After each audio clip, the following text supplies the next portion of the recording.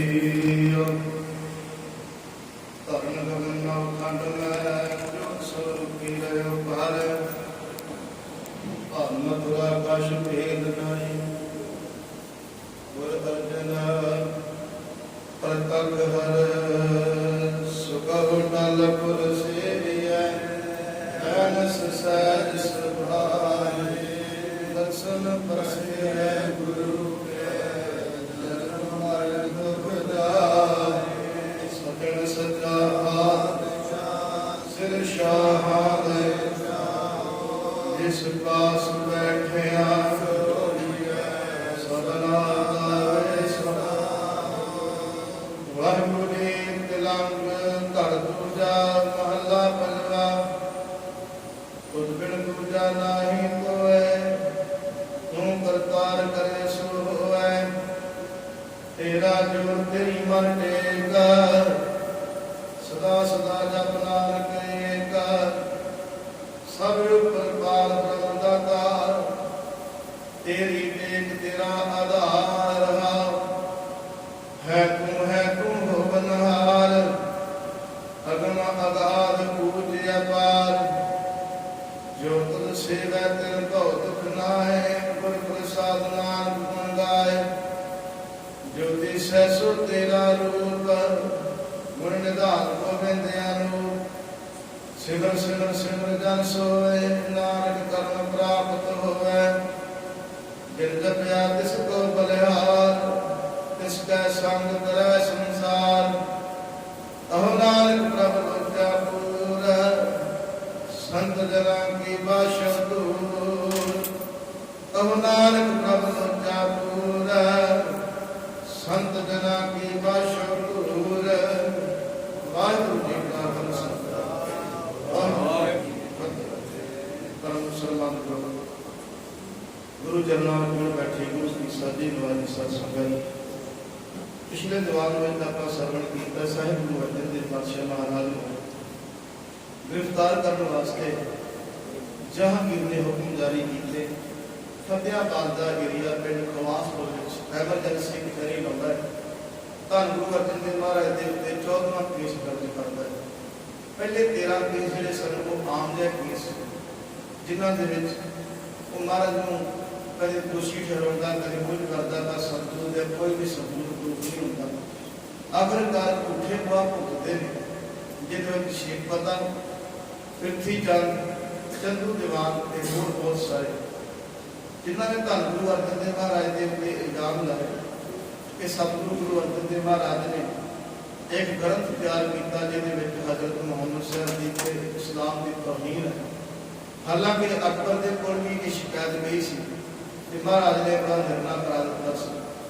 हुण साहिब गुरु ग्रंथ साहिब महाराज के उत्ते किंतु कीता है ना कहते महाराज गुरु ग्रंथ साहिब के अल्लाह की कोई सिफत नहीं। हालांकि जो आप नितनेम करिए पंज बाणियां का गुरु नानक साहब को लैके 10 गुरु साहिबाना ने परमात्मा को हरेक रूप के भावें राम भावें अल्लाह भावें खुदा परवरदिगार किते करीम किते रहीम किते कुछ हरेक नामां दे नाल पुकारे। एक गुरु कलगीधर पातशाह महाराज ने ऐसी कृपा की जाप साहब की बाणी में 732 बार परमात्मा का नाम गुरु गोबिंद सिंह महाराज ने लिया। हुण जेकर जिहड़ा बंदा रोज जाप साहब का 5 बाणियां का पाठ करता है गुरु कलगीधर पातशाह कहते उन्होंने कोई होर नाम लैन की लोड़ नहीं।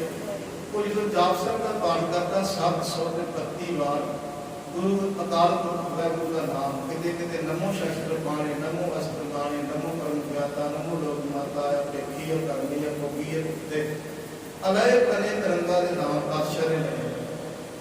फिर तो बाद साहिब गुरु अर्जन देव पातशाह महाराज शहीदां के सरकार करने का सुभाग सतगुरु को प्राप्त। शहीदां के सरकार गुरु अर्जन देव महाराज को क्यों कहा जाता है क्योंकि अज तक जिन्हों भी सजाए मौत ਜਾਂ मुगल हुकूमत ने पकड़न का गिरफ्तारी का हुक्म किया। मुगल आप सिपाही जाके उन्होंने गिरफ्तार करते रहे। जिन्होंने भी मौत के घाट सजावा शहीद करने की आज्ञा दी उन्होंने जाके पुलिस ने पकड़िया। पर गुरु अर्जन देव महाराज को शहीदों की सरकार इस करके कहा जाता है कि जो गुरु अर्जन देव महाराज की गिरफ्तारी के वारंट जारी हुए कि सतगुरु आप चल के चंदू दीवान के कोल हवेली में जाते हैं। सतगुरु आप काबल के कोल गए ने अपने आप को शहीद कराने लई। इस गल को देख के संसार में धन गुरु अर्जन देव महाराज को शहीदां दे सरदार कहा जाता है। साहिब गुरु अर्जन देव पातशाह महाराज को चंदू ने जहांगीर के कोलों अपनी हवेली में ले जाने वास्ते लै गया। उन्हें जाके महाराज देव ने सब तो पहला यह सवाल किया, कहता महाराज मेरी लड़की का रिश्ता कबूल करो। धन गुरु अर्जन देव पातशाह कहने लगे सानू तो कबूल है, पर साडी संगत के लिए साडे तो कुत्ते है, ते तू जिहड़े लफ्ज बोले हैं वो लफ्ज जिहड़े ने वो गुरु नानक जी घर की संगत को पसंद नहीं आए। इस करके संगत ने सानू हुक्म कर दिता है कि इन्हां दा रिश्ता नहीं लिया जाना। धियां चंदू दीवान सारियां दी साझियां होंदियां, पर जो जवान के फट आ जान उत्थे बड़े बड़े बड़े रिश्ते टुट पैदा करते हैं। साहिब गुरु अर्जन देव पातशाह महाराज ने कहता तुसीं जेकर मेरी लड़की का रिश्ता कबूल नहीं करना मैं तुहानूं मौत दे घाट उतारांगा। दूजी शर्त रखी जहांगीर वालों कि इस्लाम कबूल करो। तीजी शर्त रखता कि गुरु ग्रंथ साहिब के अंदर हजरत मुहम्मद साहब की इस्लाम की जी दो सिफतों में रहना चाहिए। धन गुरु अर्जन देव पातशाह कहने लगे अल्लाह की सिफत में बहुत कुछ लिखिया, जेकर तुसीं वेखो कहता नहीं ना लैके तुसीं साडे पैगंबर दा इस बाणी बंदी को। महाराज कहने लगे जो उन्होंने नाम अकाल पुरख की बाणी में सानू पहुंचा ने असी अपने कोलों एक भी अर्थ नहीं लिख सकते, एक भी अखर वादा घाटा नहीं हो सकता।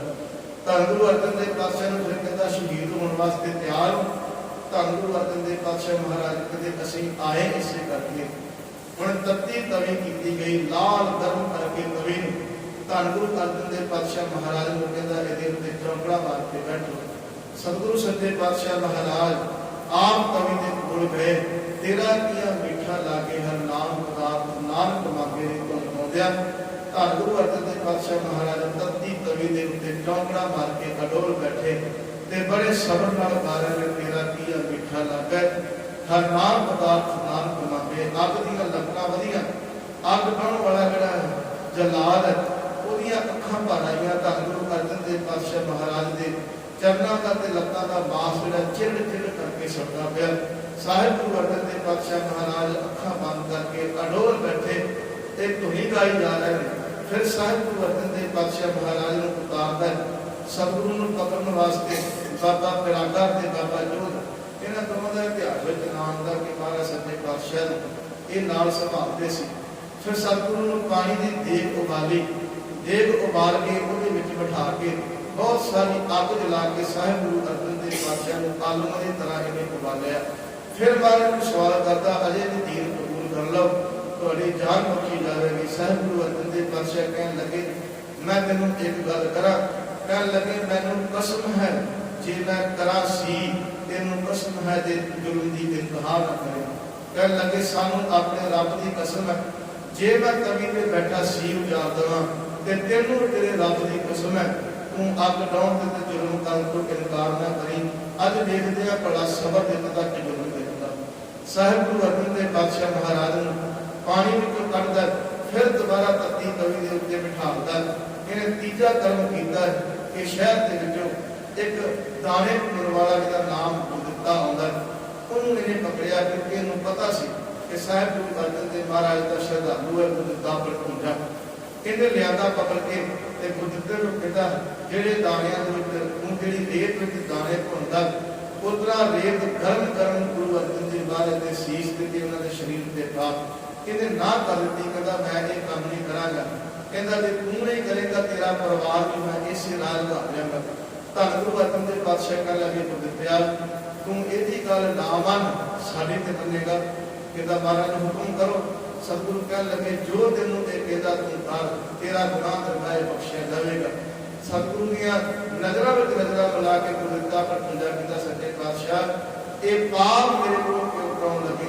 सतगुरु कहने लगे ये पाप नहीं ये साडा हुक्म है तू रेत पाप रेत पाउण तो पहला फिर एक गुरदित्ता पर पूजा हाथ जोड़ के कहता सच्चे पातशाह ठीक है तुहाडा हुक्म है कि मैं तुहाडे शीश विच रेत पावां पर मैनूं भी एक बख्शिश करो ये जिहड़ा पापी चंदू दीवान है इसकी मौत मेरे हथों होवे। धन गुरु अर्जन देव पातशाह कहने लगे साडा बचत रहा चंदू तेरा बचत रहा गुरदित्या ये चंदू पापी तेरे हथों मरेगा। जो इन्नी गल आखी चंदू दीवान हाथ ते हाथ मार के बड़ा खंकार में हसिया, कहने लगा गुरदित्या तेनों पता मैं देश के प्रधानमंत्री की पावर रखता दीवान हाँ। दीवान की सीधी गल देश के राष्ट्रपति देश के बादशाह के नाल होती है। मेरे नाल जा के बैठता उठता तू किहड़े गल की गल करदा कि मेरी मौत तेरे हथों होवे। सतगुरु गुरु अर्जन देव कहन लगे गुरदित्या तू रेत पा साडा वचन होया ये तेरे हथों ही मरेगा। धन गुरु अर्जन देव पातशाह ने जो रेता पा लिया गुरदित्ता कहते हथ तो कहते कड़छा डर गया। धन गुरु अर्जन देव पातशाह कहते की होया कहता महाराज रेता तुहाडे ते पा लिया कर ते जुर्म लिया पर तुहाडा चेहरा देख के मेरा मन बड़ा शांत होया। सतगुरु कहने लगे गुरदित्या ये अंदर की शांति सांभ के रखी तेरा ते तेरे आने वाली पीढ़ियां का जबरन मरण कटिया जाएगा। हैरानी की गल जिहड़ा शीश ते रेता पाउंदा जलाल उन्होंने भी गुरु लंबिया लंबिया उमरां ते लंबिया लंबिया बख्शिशां करके निभाता है। धन गुरु अर्जन देव पातशाह महाराज नूं इन्हें बिल्कुल जो साड़ के रख दिता, मांस सड़िया पिया, हड्डियां नालों मांस वख हो गया। आखिरकार साहिब गुरु अर्जन देव पातशाह महाराज नूं ये रावी के पानी के लै गया, ठंडे पानी में। सतगुरु सच्चे पातशाह महाराज आप नाल गए सिखां नूं समझाउण लगे, कहण लगे हरगोबिंद नूं कहना कि हुण शांति दे नाल नहीं हुण शास्त्रां दे नाल जवाब देना पवेगा। साहिब गुरु अर्जन देव पातशाह महाराज रावी दरिया के कंढे के कोल गए ते सतगुरु ने जाके अपनी रसना तो आवाज दी, कहण लगे साडा डेरा आ गया। सिखां ने पूछा महाराज किहड़ा डेरा? कहण लगे साडा वो डेरा जिथे सदा वास्ते असीं निवास करना। ते इंज करो हरगोबिंद नूं साडा सलाह दिओ कि हुण शास्त्र कहंदे ने ते जालम दा टकरा करना। धन गुरु अर्जन देव पातशाह महाराज नूं रावी के ठंडे पानी के विच लिजा के जो इन्हां ने उतारिया, साहिब गुरु अर्जन देव महाराज तेरा क्रिया मीठा लागे हर नाम पदार्थ नानक मांगे दी धुन गाउंदिया रावी दरिया के विच प्रवेश करके सदा वास्ते ज्योति ज्योत समा गए। इधर साहिब गुरु अर्जन देव पातशाह महाराज के साहिबजादे गुरु हरगोबिंद साहिब महाराज तख्त ते विराजमान होए ते तख्त ते विराजमान हुंदिया धन बाबा बुढ़ा साहिब जी ने दो तलवारां पाईयां। जो दो तलवारां पाईयां साहिब गुरु हरगोबिंद साहिब महाराज तख्त के उत्ते विराजमान होए। सतगुरु नूं बाबा बुढ़ा साहिब कहण लगे बाबा बुढ़ा जी उठो कोई संगत नूं संबोधन करो।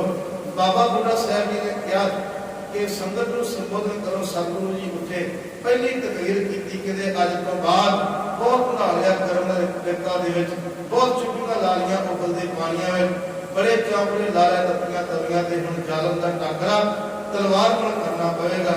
सतगुरु सच्चे पातशाह कहने लगे ढाडी बुलाओ।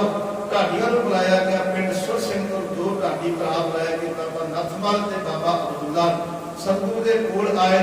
महाराज सच्चे पातशाह दा जाहो जलाओ ते कलगी ते शीश दे उत्ते दो तलवारां सील ते पाईयां देख के ये दोवें मुसलमान अब्दुल्ला ते नथमल घबरा गए। कहते महाराज सानू गरीबां नूं क्यों बुलाया? सतगुरु कहने लगे आ जिहड़ी दुनिया बैठी है ना इन्हां दा खून जम गया, ये कायल हो गया, इन्हां दे अंदर सूरता खत्म हो गई है। कोई इहो जी गल सुनाओ कि इन्हां दे अंदर दा जमिया होया खून जिहड़ा ओह मर्दानगी विच आ जावे, दोबारा ये मोए होए जिंदे हो जाण।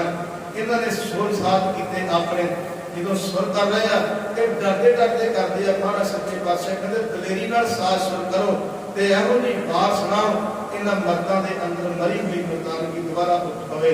जो साहिब गुरु हरगोबिंद साहिब महाराज ने हुक्म किया इन्हां जी पहले दिन वार गाई इतिहास करा लिखिया कि दो तलवारां बधियां, एक मीर दी एक पीर दी, एक अजमत दी एक राज दी, एक राखी करे वजीर दी, हिम्मत बाहां कोड़ कर करतारा बनो वकील दी, नाल कदे पग तेरी की जहांगीर दी। महाराज और हथ तक के कहने लगे सच्चे पातशाह ताज ते तेरा आ, तेरे ताज के बराबर तेरे चरणों की धूड़ के बराबर भी जहांगीर दी पग नहीं है। जो महाराज जी इन्होंने वार गाई सतगुरु जी उठे अपने तख्त तो महाराज नंगी तलवार कढ़ के सारे संबोधन कर दे कि अज तो बाद कोई पैसा टका लैके सानू मत्था ना टेके, जिहड़ा कीमती तो कीमती ते वधिया हथियार लियावेगा साडी उन्हां ते खुशी होवेगी। महाराज कहने लगे जवानियां लियाओ भेंट करो, आओ जालम का टाकरा करिए। फिर उठे ने माझे के दुआबे के नौजवान तिन्ना इलाकों चो आए, माझा मालवा दुआबा तिन्ना इलाकों के नौजवानों ने आके मत्था टेकिया। साहिब गुरु हरगोबिंद साहिब महाराज नूं कहंदे सच्चे पातशाह तुहाडे चरनां दे विच मत्था टेकण लई साडे कोल पैसा ते कोई नहीं, असीं गरीब हां, पर आज जवानी दे आ शरीर तुहाडा जिथे मर्जी वरत लो। सतगुरु हस के कह लगे तनखा की लाओगे, कहते महाराज 6 महीनों बाद एक पिछहरा ते एक चोला दे दिया करो, प्रशादा तुहाडे लंगरां तो छक लेना, जवानी तुहाडी दी बेटा पैसा आपां की करना। साहिब गुरु हरगोबिंद साहिब महाराज सच्चे पातशाह ने मध्य मालवे दे दुआबे दे नौजवानों को भर्ती किया। सतगुरु सच्चे पातशाह ने कलगी लाई, एक तख्त अकाल दा रचिया गया, उत्थे वचन किया, कहन लगे असीं अकाल तख्त रखांगे जिथे बैठ के साडे ते सारे समाज के फैसले होया करनगे। अज तो बाद कोई भी सरकारी दरबारे फैसला नहीं होगा। गुरु नानक दे सिख दा जे किसी आपस में कोई मतभेद होवे ते वो अकाल तख्त आवे, अकाल तख्त ते बैठ के आपां सारे परिवार वांगू उन्हां मसलिਆਂ ਦਾ निपटारा करांगे। गल की हिंदुस्तान के बादशाह की कचहरी बंद हो गई, शहर दी कचहरियां बंद हो गई, थाणियां विचों रिपोर्टां आउणियां बंद हो गई। हर किसी का कोई दुख कोई सुख, कोई धी का कोई पुत का कोई जमीन जायदाद का जिहड़ा भी केस आउंदा साहिब गुरु हरगोबिंद साहिब महाराज के दरबार में पुजदा ते साहिब गुरु हरगोबिंद साहिब महाराज इन्नी सच्चाई ते इन्नी ईमानदारी नाल फैसला करदे कि दोवें तेरा शीश झुका के साहिब गुरु हरगोबिंद साहिब पातशाह महाराज का फैसला मनदे। इस तरह करके साहिब गुरु हरगोबिंद साहिब पातशाह दे महाराज के चरनां विच माझा मालवा दुआबा के नौजवान भर्ती होने शुरू हुए, घोड़ियां की तादाद आनी शुरू हुई, देश विदेश तो हथियार आने शुरू हुए, बहुत सारी फौजी छावनी तैयार हो गई। ते साहिब गुरु हरगोबिंद साहिब पातशाह महाराज हुण बादशाह वांगू जीवन गुजारते हैं ते नाल हुक्म कीता, मेरा सिख घोड़े की सवारी करेगा, शिकार खेडेगा, तलवार पहनेगा, जालम का टाकरा करेगा। सवेर के दीवान में समझ करांगे। धन गुरु हरगोबिंद साहिब सच्चे पातशाह महाराज शिकार में अपने सिखां नूं भेजदे आ। सिखां दे शिकार नूं गए, बाल छड्डिया ते जां कीता, बाल ढक के थले सुट्टिया। बाल तो पहली जंग हुंदी है, कल के दीवान में समझ करांगे। बोल खेमा बख्शियो असीस सब वाहिगुरू जी का खालसा वाहिगुरू जी की